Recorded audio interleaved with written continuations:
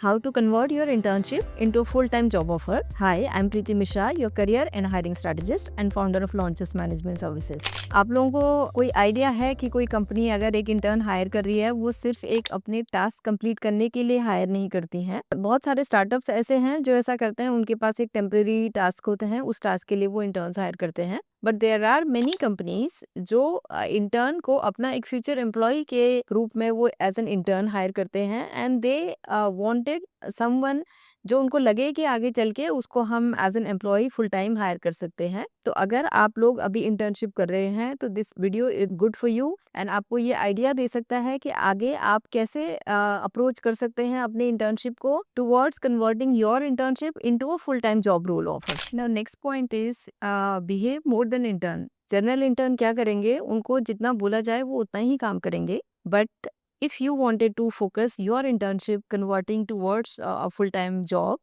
तो आपको इनिशिएटिव लेना है। आपको ये नहीं बोलना है कि अगर आपको कोई काम दिया है तो ये मेरा आज का टास्क तो कंप्लीट हो गया। इनफैक्ट आप उनको अपनी तरफ से बोलो कि मैं और क्या कर सकती हूँ, या आपको दिख रहा है कि आप 2 या 3 काम कर रहे हो, या आपको दिख रहा है कि एक और काम है यहाँ पे, तो you can take initiative from your end and then you can discuss to your manager और एनीवन दैट ये वाला भी काम करना है, ये मैं कर दूँ। So once you start taking initiative, तो क्या होता है कि उनको ऑटोमेटिकली वो चीज़ बहुत इंप्रेसिव लगती है कि आप एक ओनरशिप ले रहे हो, आप करना चाहते हो, आप सीखना चाहते हो। तो एक इंटर्न के जैसे ही नहीं रहना है, एवरेज है वो सब लोग करते हैं। तो अगर आपको आगे उसमें अपॉर्चुनिटीज देखनी है तो just be more than an intern. Communication is everything, ये सब जगह इम्प्लीमेंटेड है, सारी जगह। एज एन इंटर्न क्या होता है कि हम बहुत फ्रेशर होते हैं, तो हम बहुत कैजुअल एटीट्यूड से चलते हैं। तो you have to be responsive.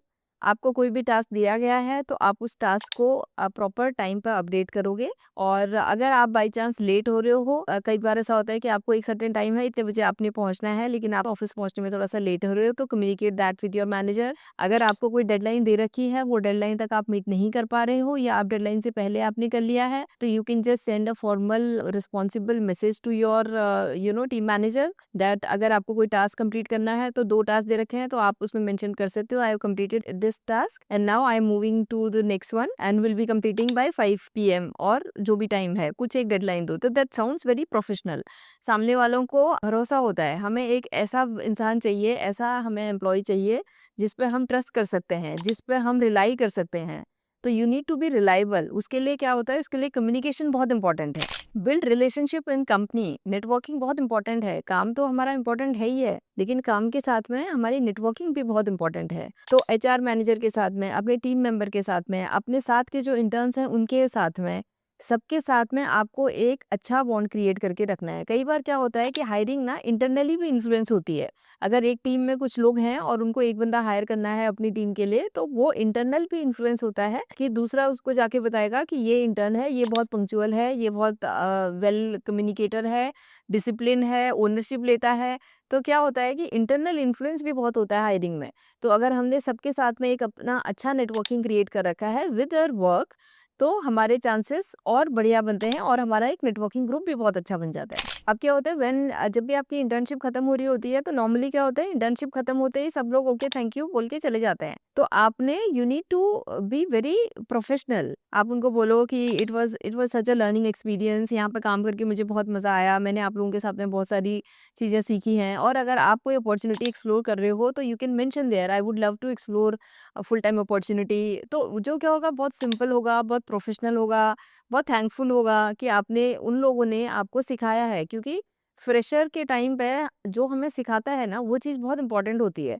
क्योंकि बाद में तो धीरे धीरे हमें अपने काम आ जाते हैं। तो सबसे ज्यादा जो इन्वेस्ट करता है ना आपके ऊपर, वो होता है जो फ्रेशर होता है। क्योंकि फ्रेशर के ऊपर कोई भी इन्वेस्ट करने के लिए रेडी नहीं होता, और फ्रेशर कभी भी एक रिटर्न क्रिएट करके नहीं देता इमीडिएटली।